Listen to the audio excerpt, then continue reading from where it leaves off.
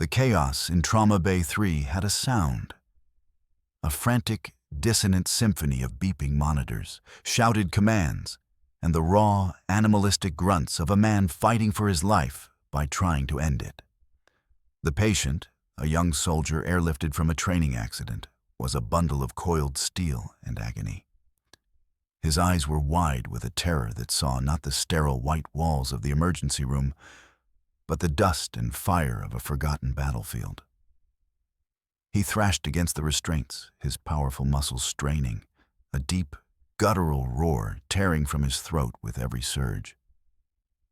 He had already ripped out one IV line, dark blood blooming on the white sheets like a morbid flower. "Hold him down! Somebody hold him down!" a voice shrieked, thin and reedy with panic. At the center of the storm stood Dr. Alistair Finch, his custom-tailored scrubs immaculate, his handsome face contorted into a mask of frustration and rage. He was the golden boy of Sterling Memorial Hospital, a brilliant surgeon with a pedigree that traced back through generations of wealth and influence. But the soldier on the gurney didn't care about his pedigree. He cared only about the phantoms clawing at his mind. Finch jabbed a syringe toward the soldier's arm, trying to administer a sedative. The soldier bucked violently, sending the syringe flying. It clattered against the far wall. "Useless, all of you!" Finch screamed, his voice cracking. He rounded on a terrified junior nurse. "Get more restraints, and get security, now!" Two burly security guards were already struggling, their faces slick with sweat, their efforts barely containing the soldier's frenzied strength. He was fighting them all, a one-man army against a world he no longer recognized. He fought the nurses who tried to soothe him, the residents who tried to assess him, and he fought Dr. Finch, whose arrogant commands only seemed to fuel his delirium. Every attempt to help was met with a fresh wave of violence. The soldier was a force of nature, a hurricane of pain and memory that no one in the room knew how to calm. Then, the door to the trauma bay swung open with a soft, almost apologetic whisper of hydraulics. A man stood there, silhouetted against the bright hallway light. He was older, perhaps in his late 50s, with a face etched by lines of weariness that seemed too deep for his years. His uniform was the simple, pale blue of a hospital orderly, worn and faded at the seams. It was Elias Thorne, the man they called Eli the Aide, the man who mopped floors, changed linens, and disappeared into the background like aging wallpaper. His eyes, usually downcast and distant, swept over the scene with an unnerving stillness. He took in the struggling guards, the panicked nurses, Dr. Finch's apoplectic face, and the soldier on the bed. Finch noticed him, and his fury found a new target. "What do you want? I thought I told you to stay out of my ER. Get out! This is a critical situation, not a spectator sport for the janitorial staff." Elias didn't respond. He didn't even seem to hear him. His focus was entirely on the soldier. He took a single step into the room, then another. His movements were slow, deliberate, devoid of any threat. He walked not with the shuffling gait of a tired old man, but with a strange, balanced economy of motion. His shoulders squared, his back impossibly straight. A young nurse, Sarah, who had always found something quietly compelling about the old Aide, held her breath. As Elias drew closer, the soldier's thrashing seemed to falter for a fraction of a second. His wild, unfocused eyes, which had been darting around the room seeing enemies in every corner, suddenly snagged on the approaching figure. The roaring in his throat subsided to a low, guttural growl. The doctors and nurses were a blur of white coats and fear. The security guards were just obstacles. But this man was different.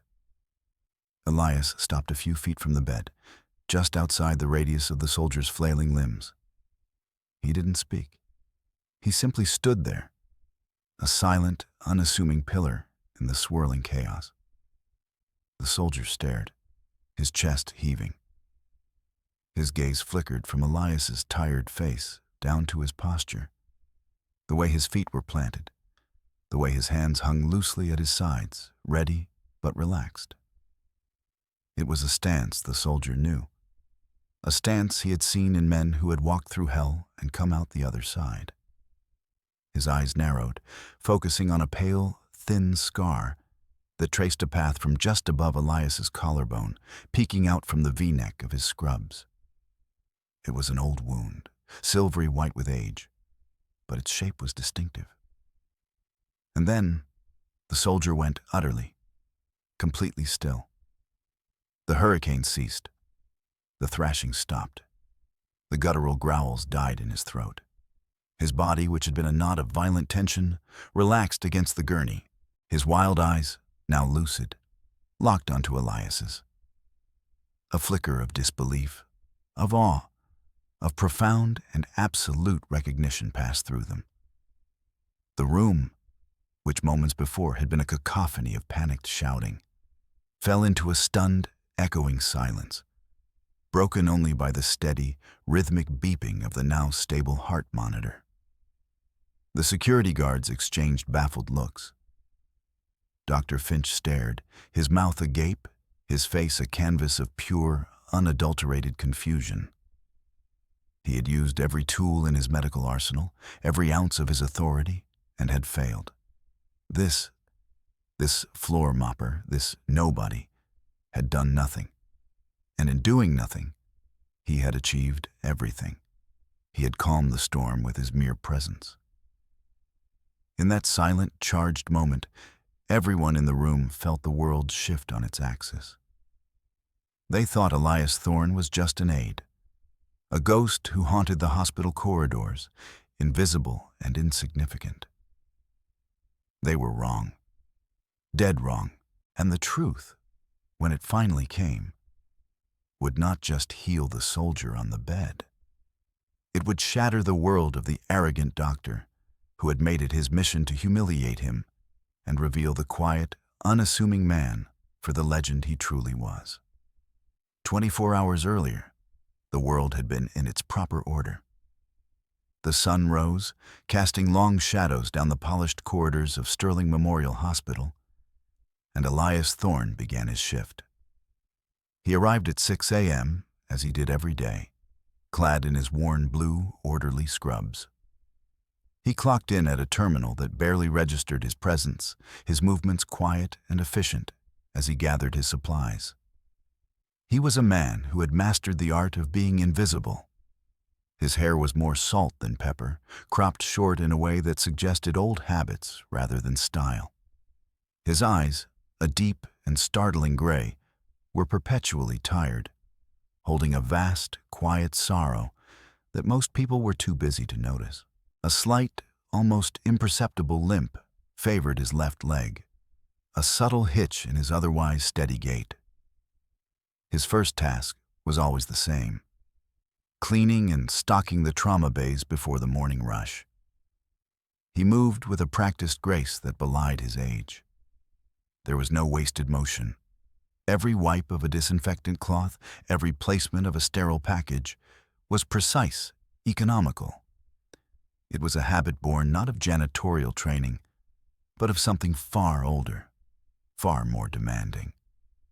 A young nurse, Sarah Jenkins, watched him sometimes from the nurse's station. She saw how he arranged the instruments on the crash cart, not just neatly, but logically, in order of probable use for a full resuscitation. She saw how he checked the oxygen tank gauges, not with a glance, but with a focused intensity, his hand resting on the valve for a moment as if sensing its readiness. He wasn't just cleaning. He was preparing a battlefield. Sarah had been at Sterling for 6 months, and she was one of the few who saw Elias as more than a piece of the furniture. She saw the deep intelligence in his quiet gaze and the profound competence in his gnarled hands.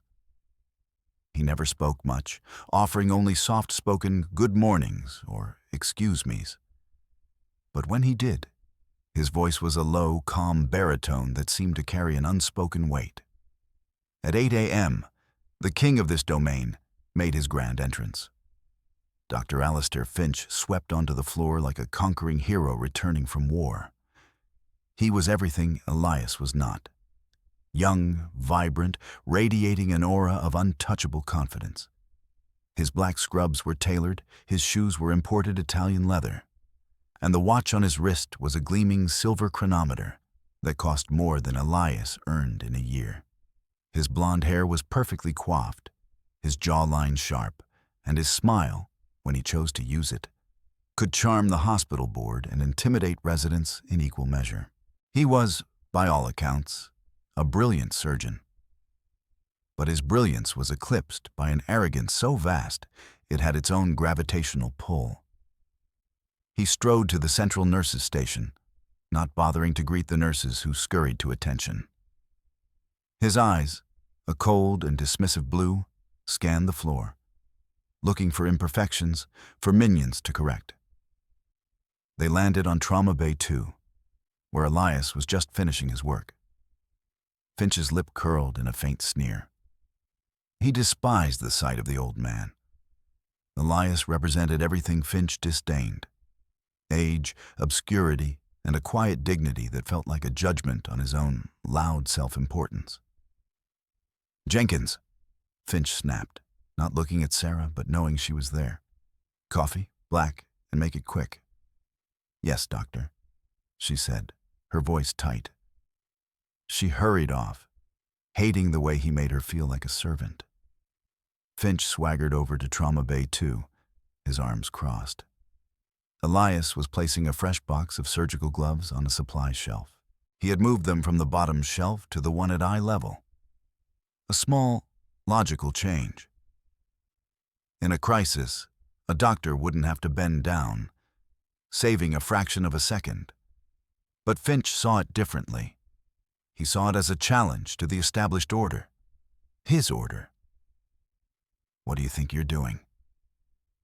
Finch's voice was sharp, cutting through the morning quiet. Elias turned slowly, his face impassive. "Stocking the bay, doctor." "I can see that," Finch said, stepping into the room. He tapped the newly placed box of gloves. "This isn't where these go. They go on the bottom shelf. They have always gone on the bottom shelf. For 5 years they have gone on the bottom shelf. Do you understand the concept of always?" Elias looked from the box to Finch's face. "It's more efficient here, doctor. Faster access in an emergency." Finch let out a short, incredulous laugh. The sound was sharp and cruel. A few other staff members, sensing a confrontation, paused in their duties, their eyes darting nervously between the star surgeon and the old orderly.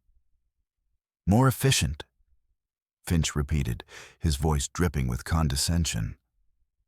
"You're an orderly. You push a mop. You change garbage bags. Your job is to clean, not to think. You are certainly not paid to have opinions on the efficiency of my trauma bay. My name is on the door. I decide what is efficient. And I have decided that this." He flicked the box with his finger, sending it tumbling to the floor. "Is inefficient."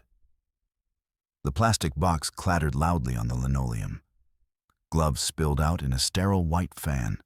Elias's jaw tightened just for a second.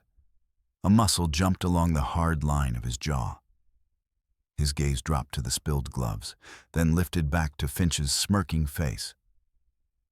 The air in the room grew thick with humiliation. Finch wanted an audience, and he had one. He was making an example of the old man. "Now," Finch said, his voice dropping to a low, menacing purr. "Pick them up, put them back in the box, and place the box where it belongs. Do you understand me, old man?" The insult hung in the air, ugly and deliberate. Old man.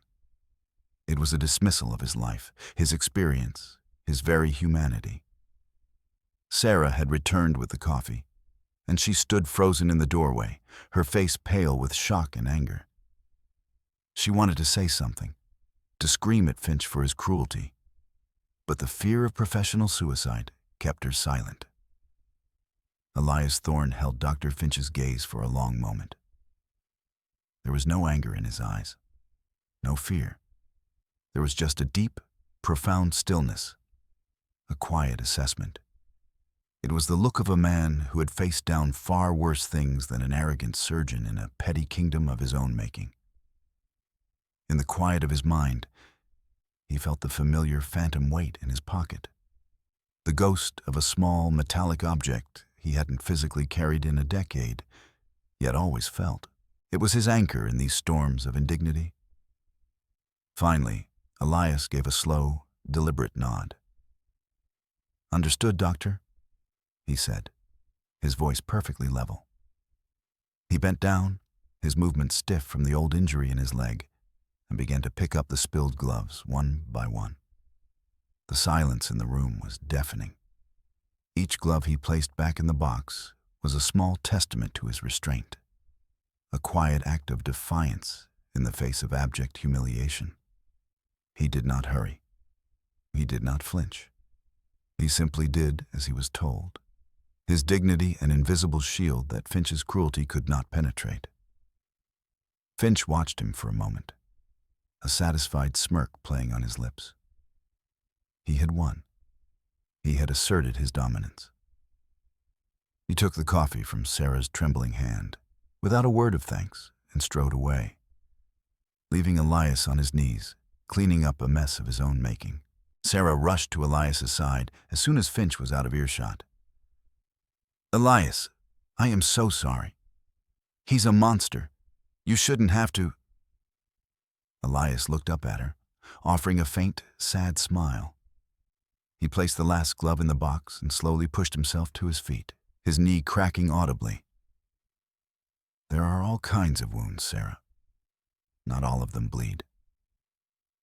He placed the box of gloves back on the bottom shelf, exactly where Finch had demanded. He had lost the battle, but Sarah had the distinct, chilling feeling that he was fighting a much, much longer war. And in that war, Dr. Alistair Finch was hopelessly, dangerously outmatched. The day wore on, a slow burning fuse leading to an inevitable explosion. The first humiliation settled over the ER staff like a toxic fog, poisoning the atmosphere.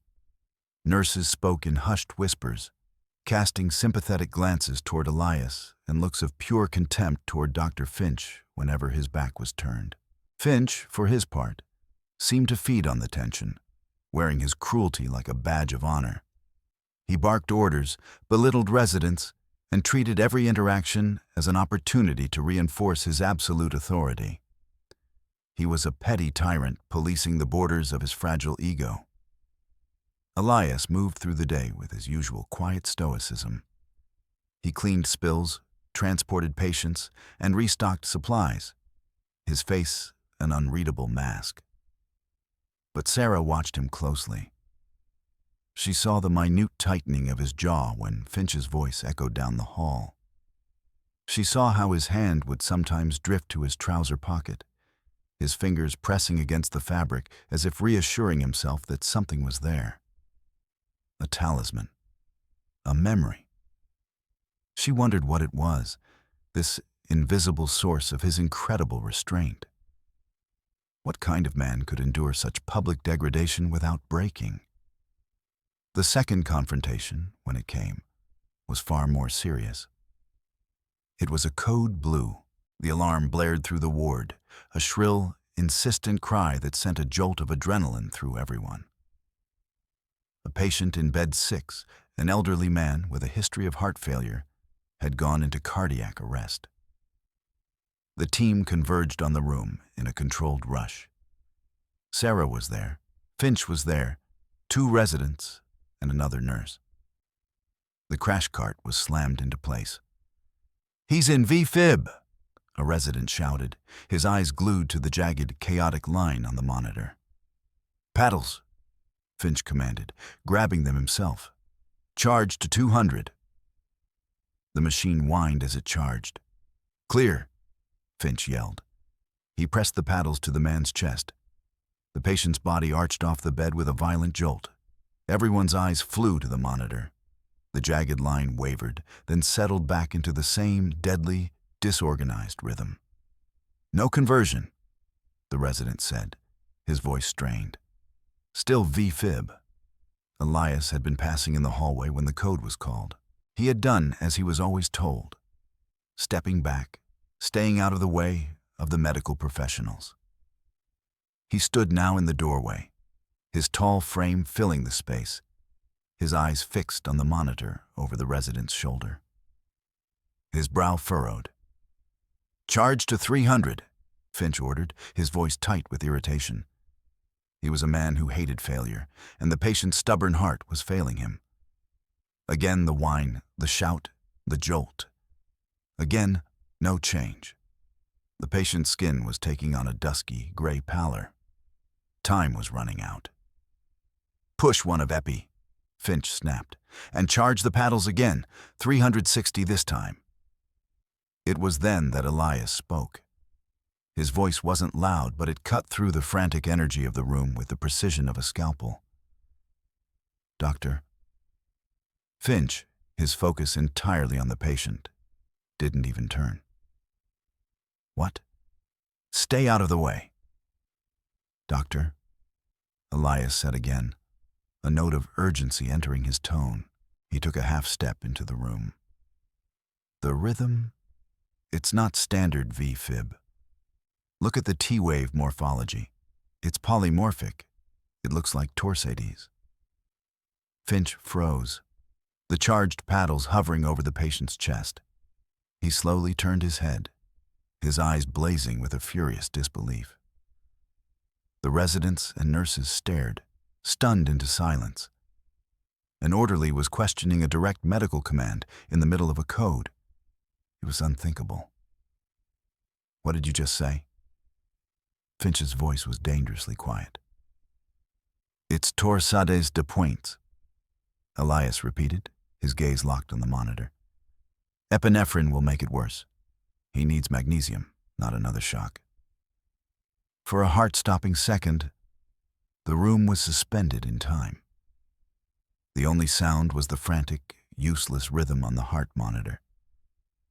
Finch's face, which had been flushed with adrenaline, slowly drained of color, only to be replaced by a rising tide of deep, crimson rage. He had been challenged. He had been questioned, and not by a peer, not even by a resident, but by the floor mopper, in front of his entire team. Finch slowly lowered the paddles, placing them back on the cart with a loud, deliberate clatter. He turned his body to fully face Elias, his posture radiating pure menace. "Are you a doctor?" he asked, his voice a low, venomous hiss. Elias met his gaze. "No, doctor." "Are you a nurse? A paramedic? Do you have any medical license of any kind known to the civilized world?" "No, doctor."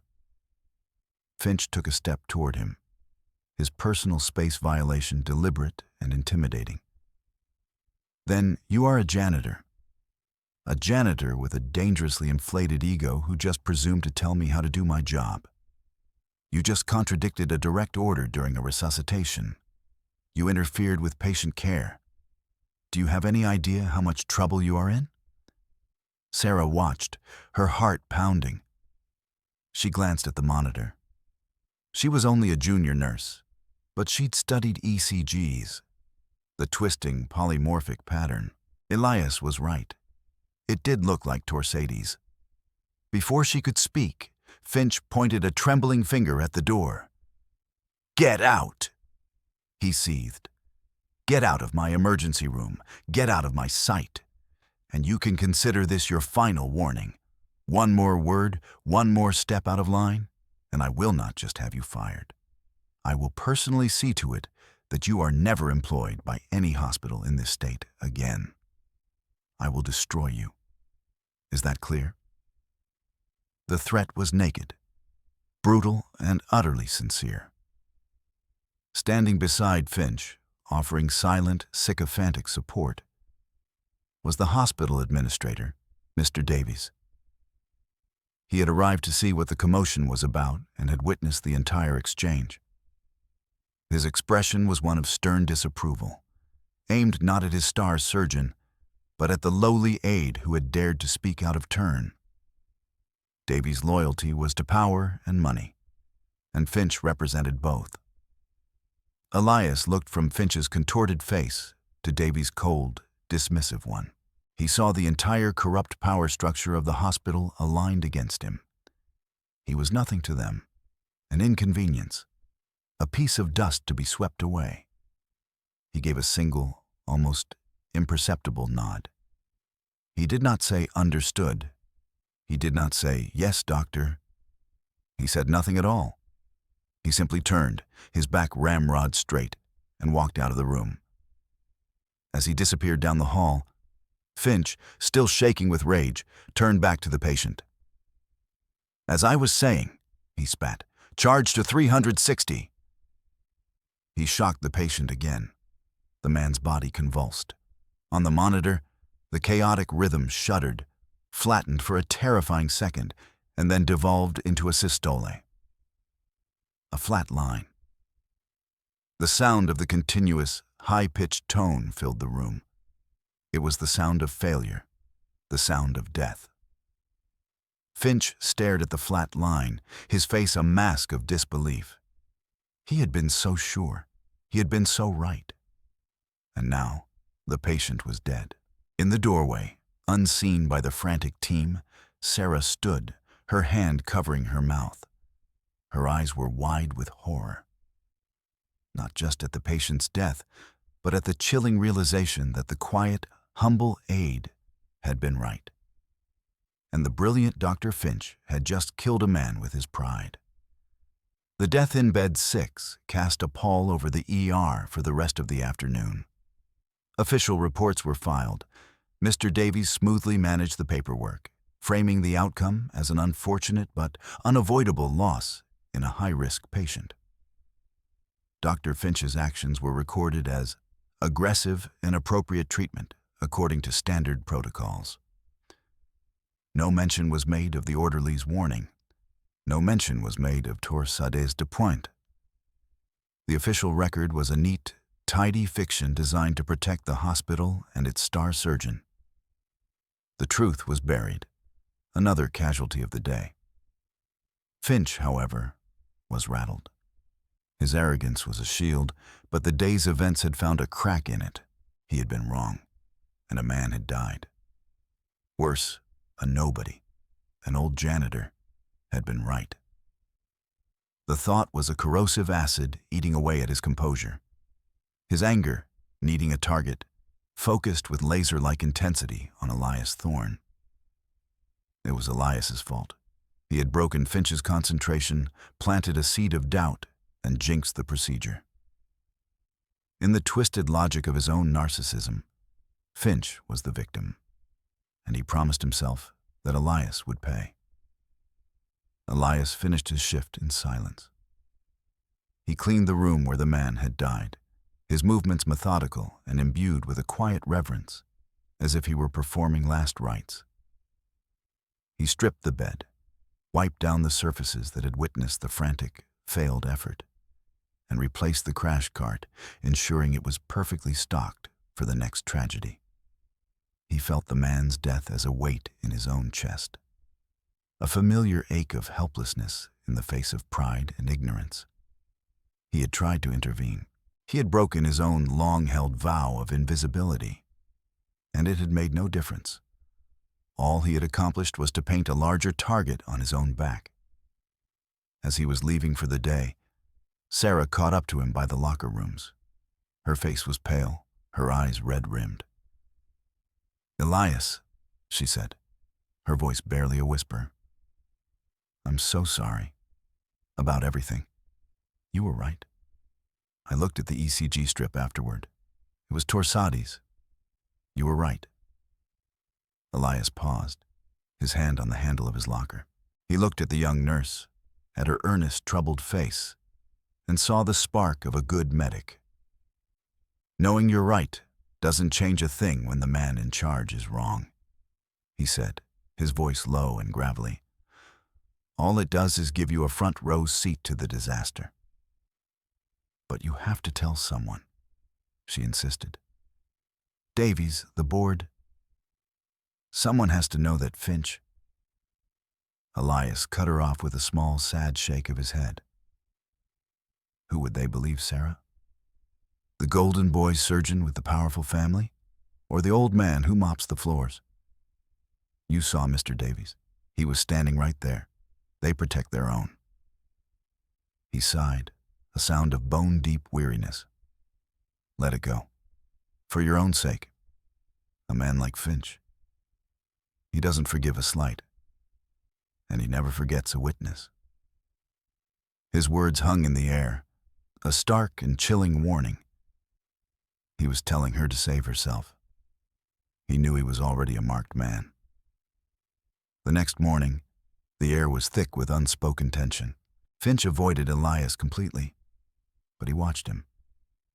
His cold blue eyes followed the orderly's every move, filled with a simmering hatred. It was the calm before the storm. Everyone could feel it. Then, shortly after noon, the storm arrived.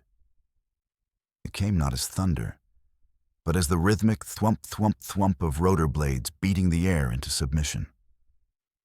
A medevac helicopter was inbound, a priority 1 trauma. The call had come from a nearby military base. A single patient, a soldier, critically injured in a live-fire training exercise. But this was no ordinary soldier. He was the son of Senator Alistair Beaumont, a man whose political influence was immense. The senator was already en route. This wasn't just a medical emergency. It was a political one. A charge of nervous energy galvanized the ER. Mr. Davies appeared, his face tight with anxiety, smoothing his tie repeatedly. This was a high-stakes, high-visibility case. A success would bring prestige and donations. A failure was unthinkable. Dr. Finch, Davies called out, his voice sharp. You're led on this. I want our absolute best. No mistakes. Is that clear? Finch's face lit up. This was it. This was the opportunity to erase the stain of yesterday's failure. Saving the son of a senator would be a spectacular triumph, a career-defining moment. It would reaffirm his status as the hospital's indispensable star. Absolutely clear, Mr. Davies, Finch said, his confidence flooding back, erasing any lingering self-doubt. Prep Trauma Bay 3. I want it ready for a war zone. Full trauma panel, OR on standby. Let's go, people. Move. The team scrambled to obey. As they prepared, Elias was quietly doing his job, ensuring the pathway from the ambulance bay to the ER was clear of obstructions. Finch spotted him, and a cruel, opportunistic thought sparked in his mind. He strode over to Elias. Thorne, he said, using his last name for the first time, the sound like a shard of glass. When that patient arrives, you are to make yourself scarce. You will not enter the trauma bay. You will not come within 50 feet of my patient.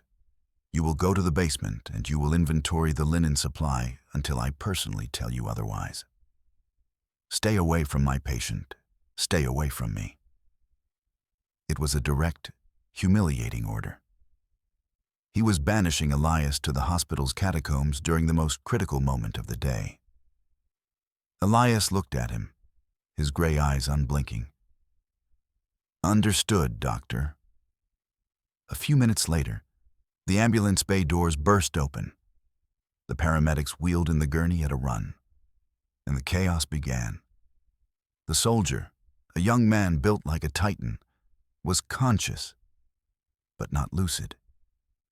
He was trapped in a waking nightmare, his mind still on the training field where something terrible had happened. Shrapnel wounds peppered his chest and one leg was clearly broken. But the most immediate danger was the war he was fighting in his own head. He roared, a sound of pure agony, and began to thrash. This was the scene Elias would walk into an hour later. This was the moment the carefully constructed world of Sterling Memorial Hospital began to fracture. Finch, brimming with confidence, stepped forward to take control. "I'm Dr. Finch," he announced loudly to the delirious soldier. "You're in a hospital. We're going to help you."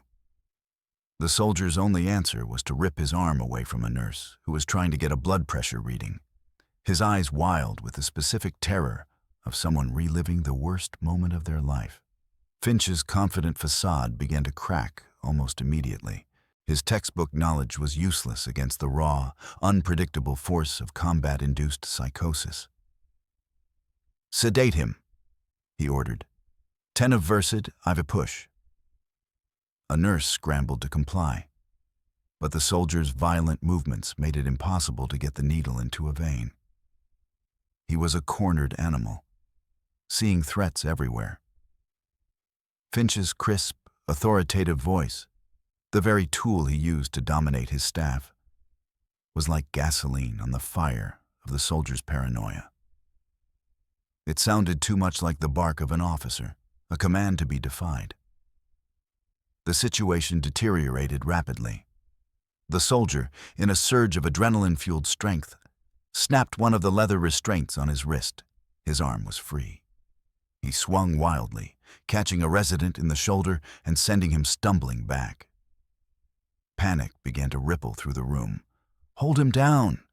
Finch screamed, his voice escalating into a high-pitched, ineffective shriek. He was losing control. The golden boy was tarnished, his brilliance failing in the face of a reality that didn't follow his textbooks. The senator's son was in danger, and the man in charge was flailing. The carefully constructed image of Dr. Alistair Finch was crumbling in real time, for all to see. The king was naked, and his kingdom was on the verge of collapse. And in the basement, surrounded by stacks of clean linens, Elias Thorne could feel the vibrations of that collapse through the concrete floor, a low thrum of disaster that called to a part of himself he had long thought buried. Down in the sterile quiet of the hospital basement, Elias folded sheets with methodical precision. The air was cool and smelled of bleach and starch. It was a world away from the controlled chaos of the ER, a silent white tomb designed to isolate him. But he was not a man easily isolated from the sounds of crisis. A deep, instinctual part of him, honed in environments where the slightest shift in sound could mean the difference between life and death, was on high alert. He could feel the escalating panic from 2 floors above, not as a sound, but as a disturbance in the hospital's rhythm. The frantic footsteps, the distant, muffled shouts, they were all notes in a symphony of failure he knew all too well. He paused, a folded sheet in his hands, and closed his eyes. He could picture the scene perfectly. A traumatized soldier, lost in the fog of war, fighting the very people trying to save him.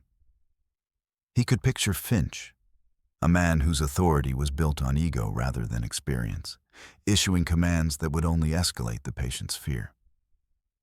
Finch would see a problem to be subdued. Elias saw a soldier to be reached. The internal debate was a silent, agonizing war. He had given his word. He had been given a direct order by a superior, backed by the full authority of the hospital administration. To defy it would mean the end of this quiet life he had so carefully constructed. It would mean unemployment, disgrace, the fulfillment of Finch's vindictive promise. For 10 years, he had kept his head down. For 10 years, he had been Eli the Aide, the ghost in the corridors. He had traded his past for peace, his identity for anonymity. Was he willing to sacrifice that peace, to dredge up the ghosts of a life he had fought so hard to escape? For one patient? He thought of the man who had died yesterday. He thought of his own warning, dismissed and ignored. He had stayed silent then, and a life was lost. If he stayed silent now, The choice was no choice at all. Some oaths are written in ink on paper. Others are written in blood and sacrifice on the soul. He had sworn an oath long before he ever set foot in this hospital, an oath to leave no one behind. He dropped the sheet on the cart. His decision made, the weariness in his face was replaced by something else entirely, a profound, unshakable resolve. The tired shuffle was gone from his walk as he headed for the stairs. He moved with the silent, fluid purpose of a predator. The limp was still there, a permanent reminder of the day his old life ended. But it no longer seemed a sign of weakness. It was a testament to his survival. When he reached the door of Trauma Bay 3, the scene was even worse than he had imagined. The room was in utter disarray. An instrument tray had been knocked over, scattering gleaming steel across the floor. The two security guards were grappling ineffectually with the soldier, who was now half off the gurney, his one good leg kicking wildly. A nurse was pressed against the far wall, her face ashen. And Dr. Finch stood in the middle of it all, his face slick with sweat, screaming uselessly. "Just sedate him! Somebody stick him with something! Anything!" His voice was a ragged, desperate plea. The master of the universe had become a helpless bystander at his own disaster. Elias pushed the door open. The soft hydraulic hiss was lost in the noise, but his presence was not. He stepped across the threshold, and the atmosphere in the room changed instantly. Finch spun around, his eyes wild. "You! I told you to stay in the basement. I gave you a direct order. Security, get him out of here. Get him out." The security guards, their hands full with the thrashing soldier, didn't even look at him. Elias ignored Finch as if he were a buzzing insect. His entire being was focused on the soldier. He walked forward, his steps calm and measured, into the heart of the chaos. "Trooper," Elias said.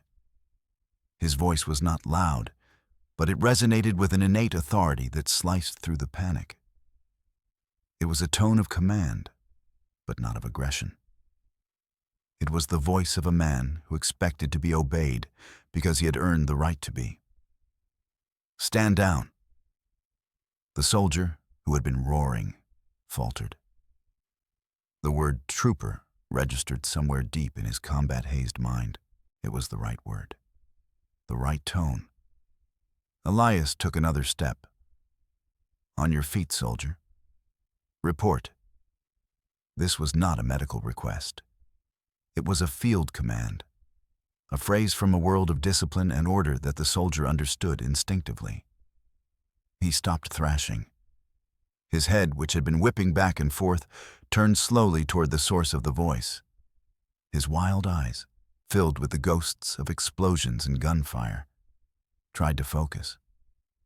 He saw the old man in the pale blue scrubs, the man who had walked in from the hallway. Elias stopped a few feet from the bed. He didn't reach for the soldier. He didn't try to restrain him. He simply stood in the at-ease posture, a parade ground stance that was as out of place in the ER as a tank. Yet, for the soldier, it was the only thing in the room that made sense. The soldier's breathing was still ragged, but the violent energy began to drain out of him. His gaze traveled over Elias, taking in the squared shoulders, the unwavering eyes, the scar at his collar. Recognition dawned. It wasn't the recognition of a familiar face. It was the recognition of an archetype, a figure of legend from the stories passed down in hushed tones in the barracks and forward operating bases. The quiet professional, the one who always came when things were at their worst. And then the soldier, the son of a senator, the man who had fought off a half-dozen people, went completely still. He relaxed back onto the gurney. He looked at Elias, and with the first lucid words he had spoken since arriving, he whispered, "Ghost. Is that you?"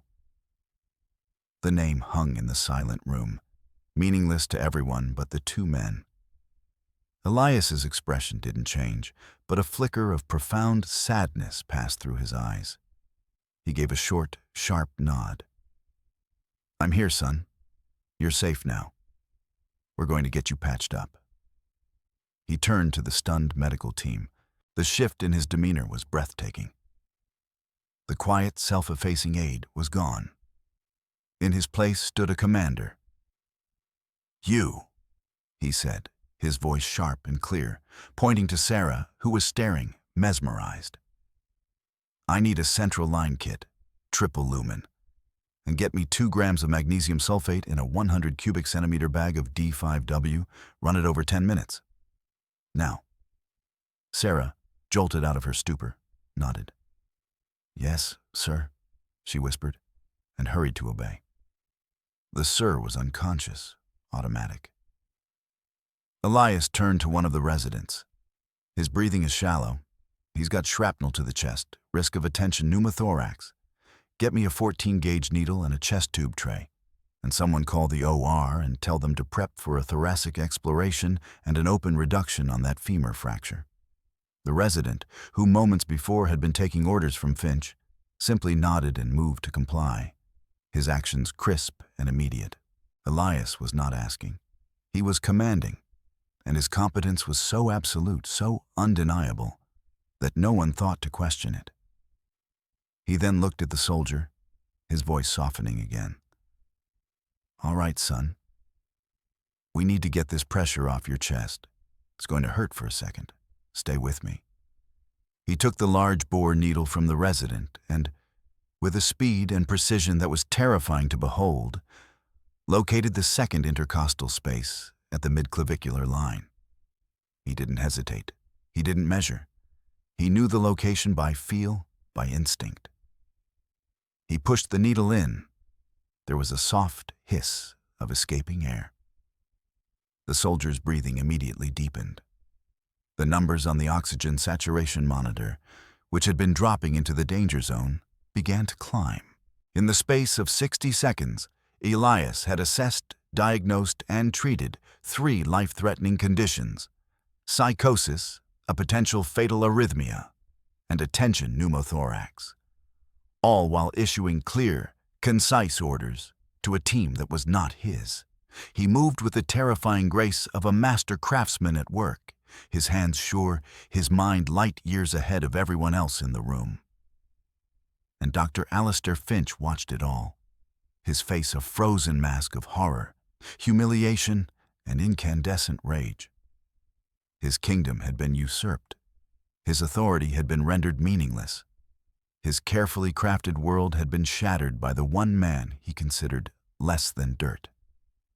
And as Elias worked, saving the life that Finch had been on the verge of losing, Finch's mind turned from failure to revenge. The aide had saved the patient, but in doing so, he had signed his own death warrant. The storm in the trauma bay had passed, replaced by a tense, electric calm. Under Elias's quiet command, the team worked with a newfound efficiency. The central line was placed, the magnesium drip was started, and the soldier, now calm and lucid, was prepped for transport to the operating room. He never took his eyes off Elias, his gaze filled with a kind of hero worship that made Elias deeply uncomfortable. The legend of Ghost was something he had tried to outrun for a decade, and now it had found him in the sterile corridors of Sterling Memorial. As the OR team arrived to take the patient, Finch, who had been standing frozen by the wall, finally snapped out of his stupor. The immediate crisis was over, and his humiliation curdled into pure, unadulterated fury. His professional pride was in tatters. He had been shown up, made to look incompetent and foolish in front of his entire staff by an orderly. An orderly. The insult was more than he could bear. "Stop!" Finch's voice was a raw shriek.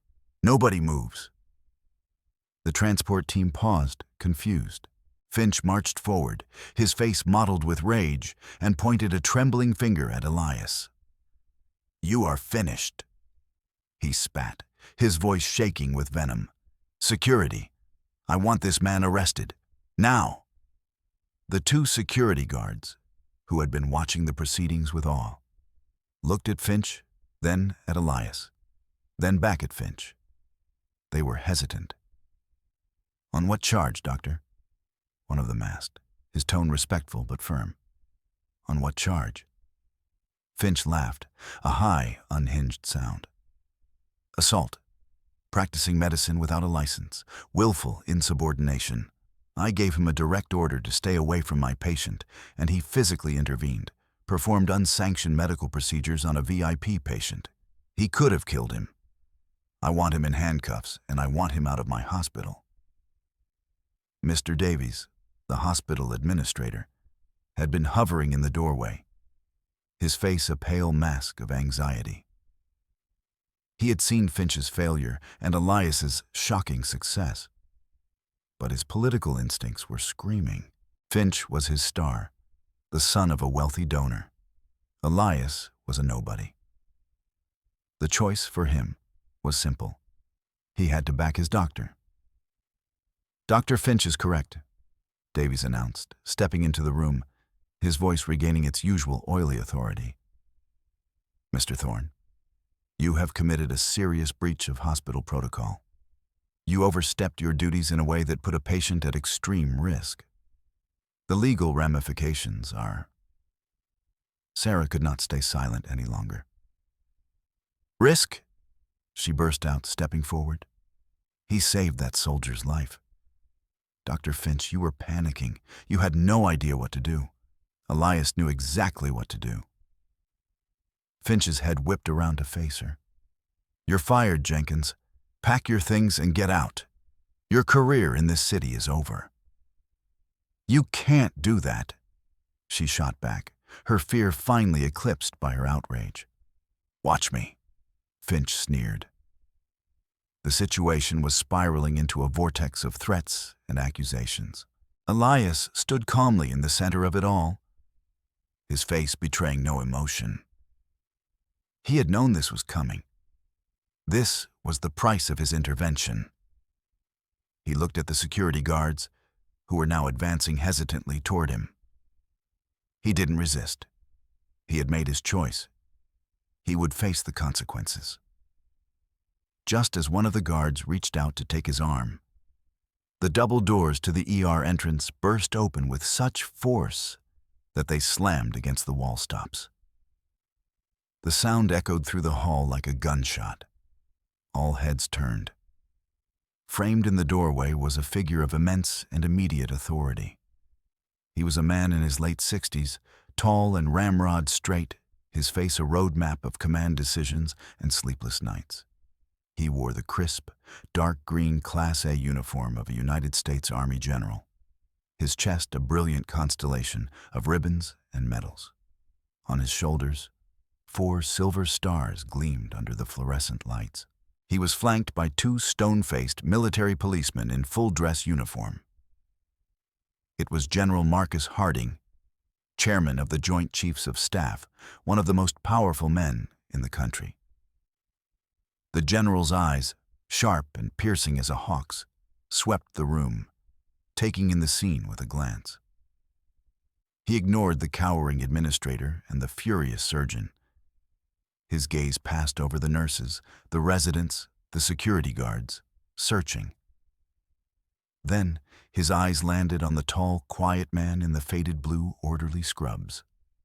General Harding's stern, battle-hardened face broke. The iron mask of command dissolved, replaced by an expression of stunned disbelief, then dawning recognition, and finally, a wave of profound, overwhelming respect. He strode forward, his polished boots clicking sharply on the linoleum floor. The air crackled with his presence. He walked right past Mr. Davies and Dr. Finch as if they were invisible. Finch, seeing the 4 stars and recognizing the face from news reports, tried to intercept him, a sycophantic smile plastered on his face. "General Harding, sir. I'm Dr. Alistair Finch. I was just handling a disciplinary—" General Harding didn't even slow down.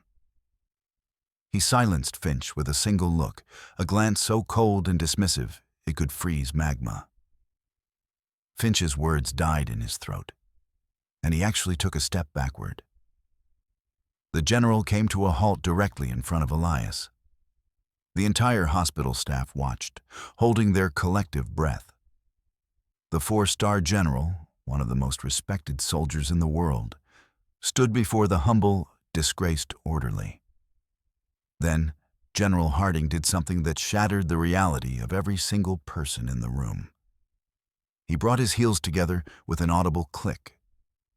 He raised his right hand in a salute so sharp, so precise, it could have cut glass. It was a gesture of the highest possible respect, a tribute from a senior officer to another. "Colonel Thorne." The general's voice was thick with emotion, but it boomed with authority. "It is an honor, sir. I never thought I'd see you again." The silence that followed was absolute. It was a silence so deep you could hear the blood pounding in your ears. "Colonel? Sir?" The words ricocheted around the room, incomprehensible. Dr. Finch's face, which had been red with rage, drained of all color. He looked as if he had been struck by lightning. Mr. Davies's jaw hung open, his face a slack mask of utter shock. Sarah stared, her mind struggling to connect the man she knew as Elias with the title the general had just bestowed. Elias looked at the general, his old friend and commander, and a decade of carefully constructed walls crumbled within him. He slowly, almost reluctantly, raised his own hand and returned the salute, his movement stiff but perfect. "Marcus," he said, his voice quiet but clear. "It's been a long time." The general dropped his salute and clasped Elias's shoulder. "Too long, Ghost, far too long." He turned, his eyes now blazing with a cold fire, and settled them on Dr. Finch. "You," the general said, his voice dropping to a lethally quiet tone. "You were the one screaming to have this man arrested?" Finch was speechless. He could only manage a pathetic, squeaking sound. "My aide has a file for you," General Harding continued, his voice like chips of ice. One of the military policemen stepped forward and handed a thick, red-bordered folder to the trembling Dr. Finch. The folder was stamped with a single, ominous word. "Classified. You were asking about this man's authority," the general said, his voice rising with controlled fury. "I suggest you read it, aloud, so that everyone here can be educated as to exactly who you have been tormenting." Dr. Finch's hands trembled so violently he could barely hold the folder. The red borders seemed to burn his fingers. Classified. The word alone was a threat, a promise of a world he knew nothing about. He opened the cover with the trepidation of a man opening his own coffin. The first page was a personnel summary, and at the top, in stark, bold letters, was a name and a photograph. The photograph was 20 years younger, the face harder, leaner, but the eyes were the same. The same startling, intelligent gray eyes that belonged to the orderly standing 10 feet away. Thorne, Elias M. Colonel, retired. U.S. Army Special Forces. Finch's breath hitched. Colonel. Not an honorary title. A real full-bird colonel. His eyes scanned down the page, and with every word he read, his world tilted further on its axis. He didn't want to read it aloud. He wanted to close the folder, to pretend none of this was happening. "Read it," General Harding commanded, his voice leaving no room for argument. Finch swallowed hard, his throat dry as dust. His own voice came out as a weak, strangled whisper. He had to clear his throat and start again, the words feeling like poison on his tongue. Name: Elias M. Thorne. Rank: Colonel, retired. Branch: U.S. Army. Specialization: Special Operations Combat Medic. 18 Delta, Field Commissioned Surgeon. A murmur went through the assembled staff. Field Commissioned Surgeon. Such a thing was almost unheard of, a status granted only in the most extreme battlefield conditions to medics of legendary skill. Go on, the general prodded, his arms crossed. Don't skip the good parts. Finch's eyes darted down the page to the section marked Awards and Commendations. His voice trembled as he read the list. Distinguished Service Cross, Silver Star with 3 oak leaf clusters. Bronze Star for Valor, 6 Purple Hearts. He choked on the number, 6 times. This quiet, unassuming man had been wounded in combat 6 separate times and had returned to the fight. Presidential Unit Citation, Legion of Merit. The list went on, a litany of heroism that was simply beyond comprehension. Now read his operational summary, the general instructed, his gaze unwavering. The unclassified version, of course. Finch turned the page. The text was dense with acronyms and locations he barely recognized. He began to read, his voice becoming more and more strained. Served as Senior Medical Officer for Task Force Orion. Pioneered new techniques in remote damage control surgery. Credited with saving over 200 lives in active combat zones. Single-handedly defended a makeshift field hospital for 72 hours against overwhelming enemy forces during Operation Desert Viper, sustaining multiple injuries while successfully evacuating all 17 wounded personnel. He paused, his mind reeling. 72 hours. He, Dr. Finch, panicked after 30 minutes in a state-of-the-art trauma bay. This man had held off an army. There's a specific commendation here, the general said, his voice softening slightly as he looked at Elias. From the incident in the Kandahar province, the one that earned you the name Ghost. Read that one, Doctor. Finch found the paragraph.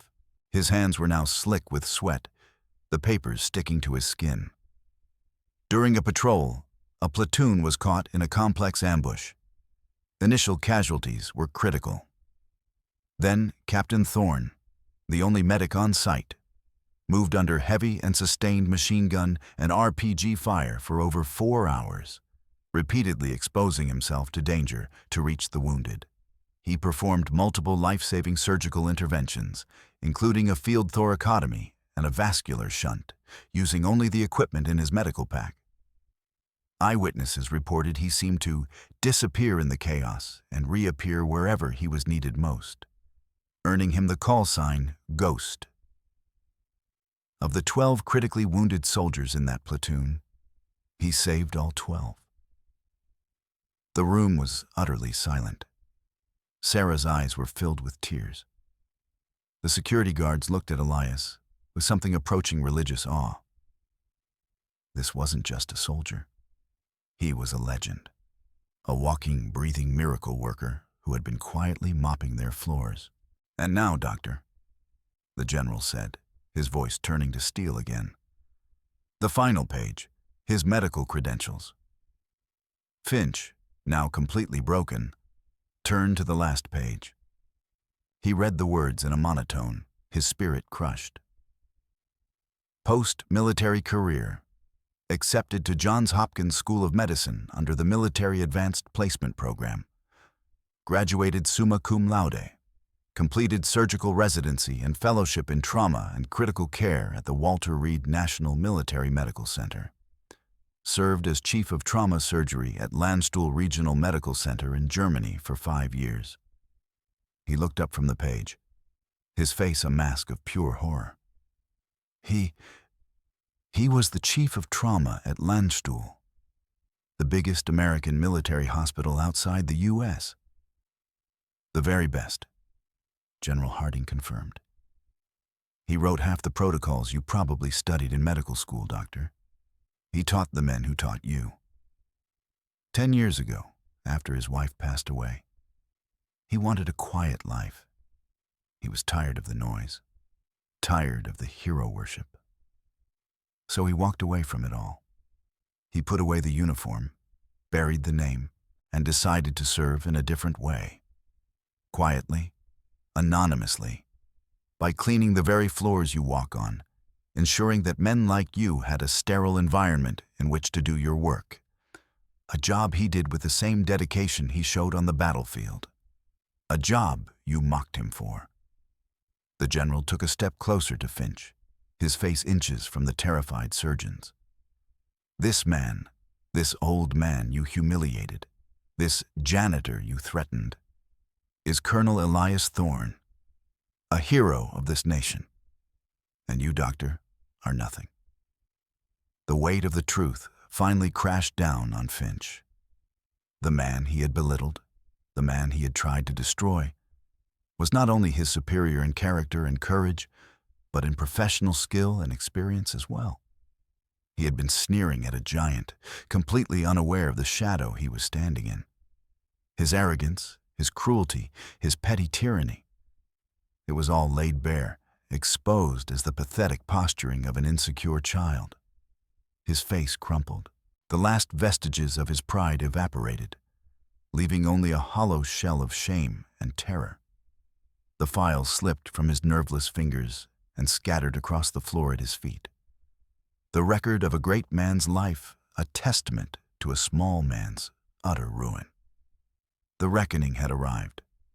The silence in the wake of the revelation was a living thing, thick and heavy with judgment. Dr. Finch stood amidst the scattered pages of Elias's life, a man shipwrecked by the truth. He opened his mouth to speak, to offer some pathetic defense, but no words came out. What could he possibly say? How could he defend the indefensible?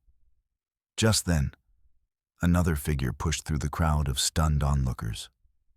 A distinguished man in a tailored suit, his face etched with worry. It was Senator Beaumont, the father of the soldier Elias had just saved. He had been briefed by one of Harding's aides on his way in, and his eyes were blazing with a righteous fury. He strode directly to Finch, completely ignoring the general. "You," the senator said, his voice low and dangerous. "You are the doctor who was in charge?" Finch flinched as if struck. "Senator, there was a situation. It was complex. I've been told about the situation."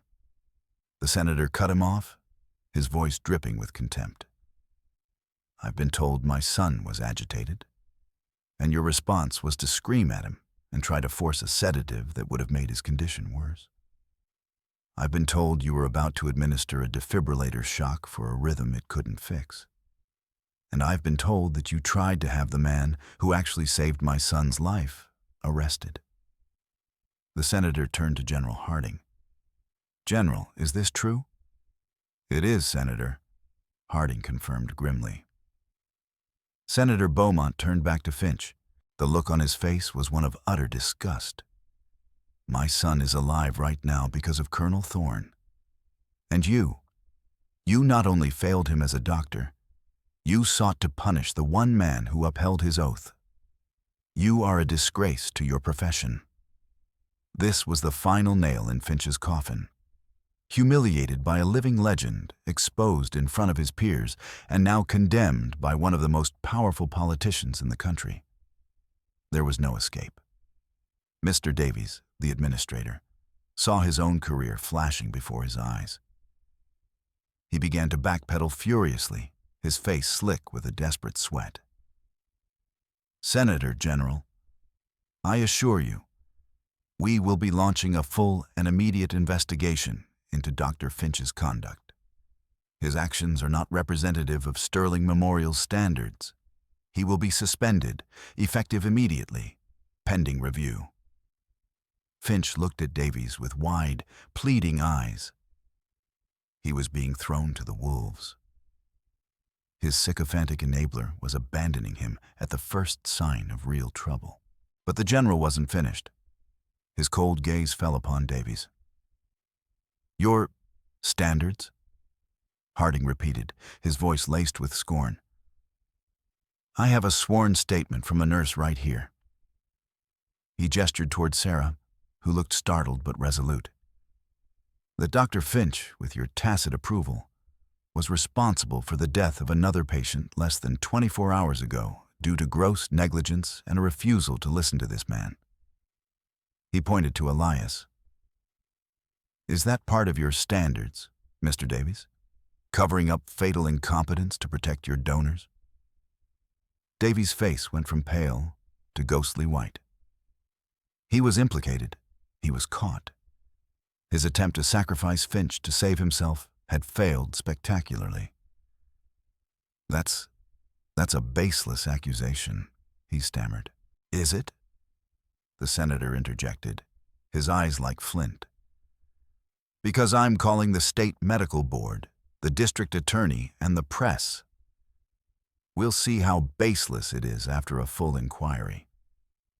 I imagine they'll be very interested in this hospital's patient mortality rates under Dr. Finch's care, and the administrator who signed off on the reports. The cascading consequences began. It was an avalanche. The two military policemen, who had been standing by, stepped forward. General, one said, the local police have arrived as requested. Two uniformed police officers entered the ER. They spoke quietly with the general and the senator, who pointed first at Finch, then at Davies. The first officer approached Finch. Dr. Alistair Finch, you are being detained for questioning in relation to reckless endangerment and potential criminal negligence. Please come with us. Finch stared, his mind unable to process the speed of his own destruction. An hour ago, he was the king of this hospital. Now he was being escorted out by the police, his career and reputation in ashes. As they led him away, his eyes met Elias's one last time. In them was not hatred, but a dawning, pathetic understanding of his own monumental folly. The second officer turned to Davies. Mr. Davies, we'll need you to come downtown as well. We have some questions about hospital records and patient safety protocols. Davies, his face a mask of abject terror, was led away, protesting his innocence to a department of deaf ears. The sycophant and his master, destroyed together. With the antagonists removed, the tension in the room finally broke. It was replaced by something else, a profound, overwhelming sense of awe.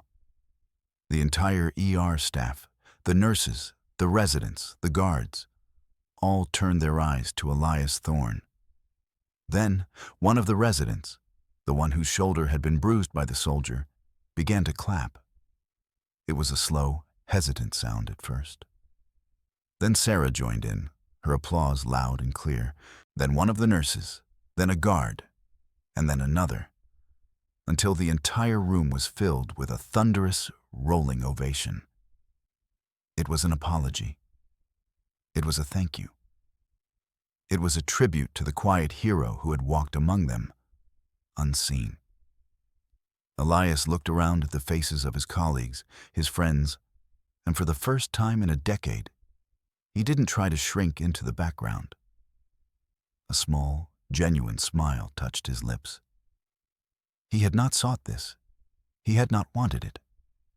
But in this moment, surrounded by the respect and gratitude of the people he had served alongside, he felt a part of his soul, long dormant, finally stir back to life. The ghost was home. 6 months later, the world of Sterling Memorial Hospital was a different place. The toxic culture of fear and arrogance that had festered under Finch and Davies was gone, replaced by a renewed sense of purpose and mutual respect. The investigations had been swift and brutal. Alistair Finch was stripped of his medical license and faced a barrage of civil lawsuits, his family's wealth and connections powerless to stop the public outcry. Mr. Davies was charged with obstruction of justice and fraud for his role in falsifying records. The hospital, under the guidance of Senator Beaumont and a new ethics-focused board, had been cleaned from the top down. And at the heart of that transformation was Colonel Elias Thorne. He was no longer Eli the Aide. After weeks of persistent, impassioned persuasion from General Harding and the new hospital board, Elias had reluctantly agreed to step out of the shadows. He didn't want a title or a corner office, but he could not deny the call to serve, to teach, to heal. He was now Dr. Thorne, the hospital's new director of emergency and trauma services. He didn't wear a suit. He wore simple dark blue scrubs, indistinguishable from those of the residents he now mentored. He didn't take the large, opulent office that had belonged to Davies. Instead, he worked from a small, functional space just off the ER floor, its door always open. The tired, haunted look in his eyes was gone, replaced by a focused, vibrant intensity. The weight of his past was still there, but it was no longer a burden to be hidden. It was a foundation to build on. A new generation of doctors and nurses was learning under his guidance. He taught them not just medicine, but humility. He taught them to listen to their patients, to listen to their colleagues, and to listen to that quiet inner voice of instinct and experience. One afternoon, he was in the newly refurbished Trauma Bay 3, the same room where his old life had ended and his new one had begun. He was teaching a group of young residents, including Sarah Jenkins, who had been promoted to charge nurse. He was demonstrating a difficult intubation technique on a training mannequin. His voice was calm, steady, the voice of a natural-born teacher. "You see," he explained, guiding a resident's hand, "it's not about force, it's about feel. You have to understand the anatomy, respect the tissue. Arrogance will close the airway. Patience will open it." Sarah watched him, a deep sense of gratitude and admiration filling her heart. He was more than a boss. He was a mentor, a hero. He had transformed not just the hospital, but the lives of everyone who worked there. He had shown them what true strength, true authority, really looked like. It wasn't loud. It wasn't arrogant. It was quiet, competent, and profoundly humane. Later that week, as Elias was leaving the hospital, he passed a newsstand. A small article in the local paper caught his eye. He picked it up. It was a short, follow-up piece on the Sterling Memorial scandal. It contained a small, grainy photograph of Alistair Finch. The man in the picture was almost unrecognizable. The arrogant, handsome surgeon was gone. In his place was a gaunt, hollow-eyed man with unkempt hair and a cheap suit entering a courthouse. The article stated that Finch, having lost his fortune to legal fees and settlements, had recently taken a job as a medical supply salesman, peddling catheters and bedpans to small rural clinics. He was a ghost of a different kind, haunted by the memory of his own spectacular downfall, forever a footnote in the story of the legend he had tried to destroy. Karma, Elias thought with a sad shake of his head, was its own kind of justice. It wasn't always swift, but it was always complete. He put the paper down and walked out into the cool evening air. He looked up at the sprawling building of Sterling Memorial, the lights of the ER glowing warmly in the dusk. He had come here seeking anonymity, a place to hide from the world. Instead, he had found a new mission, a new family, a new home. He had spent 10 years as a ghost, but now finally he was seen, and he was at peace. If this story of quiet heroism and earned redemption touched your heart, show your support by smashing that like button. Our goal is to reach 100,000 likes on this video, and your click makes a huge difference. It really helps the channel grow and allows us to bring you more stories like this. Don't forget to subscribe and hit that notification bell so you never miss a moment of inspiration. Share this with someone who believes that true worth isn't about status, but about character. And I have a question for all of you. Have you ever witnessed someone being underestimated, only to see them reveal their incredible, hidden talent? Tell me about it in the comments below. I read every single one. Thanks for watching, and we'll see you in the next story.